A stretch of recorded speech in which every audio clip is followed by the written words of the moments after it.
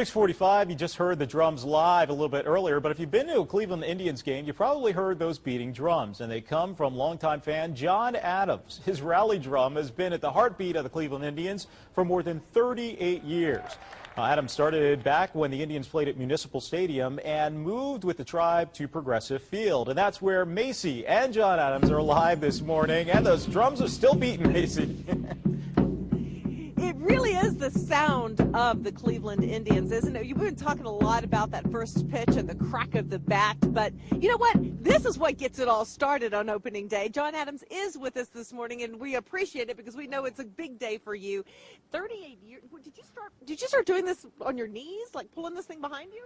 I think so. It was in another life, it almost seems like. It took a life on its own. Never planned. It just happened. Tell us about it. How did all this get started?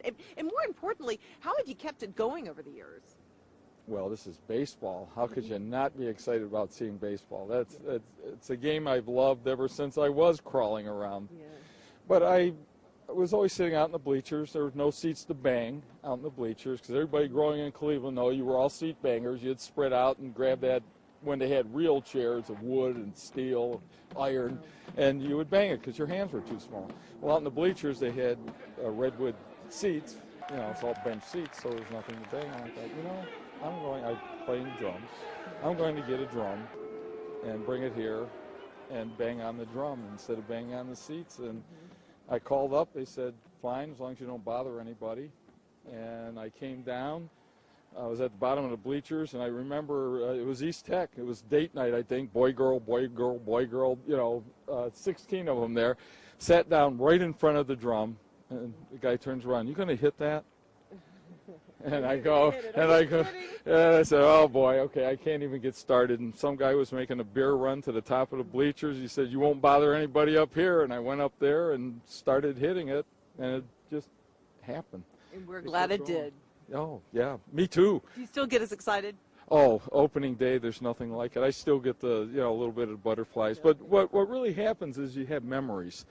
And I still remember the first ball game, the bus ride, the 15 bus, Union Avenue bus, going downtown and passing Auto Mosers and all the concrete, steel, asphalt, walking, seeing the lake, that beautiful ballpark. And then when you walk up that ramp, it's like the Wizard of Oz. All of a sudden, all the colors of the world are right there in front of you. And as a kid, you'll never forget that. And I still remember it to this day. And every opening day, that runs through my mind. So baseball has memories. You're a part of those memories. Drum us out as we take you back into the studio. John, thank you. There you go, guys. Hey, Macy, real quick, does his hand get tired? People at home might want to know after a while. Your hands ever get tired? Never. Never. That's a spirit. All right. Thank you so much, Macy.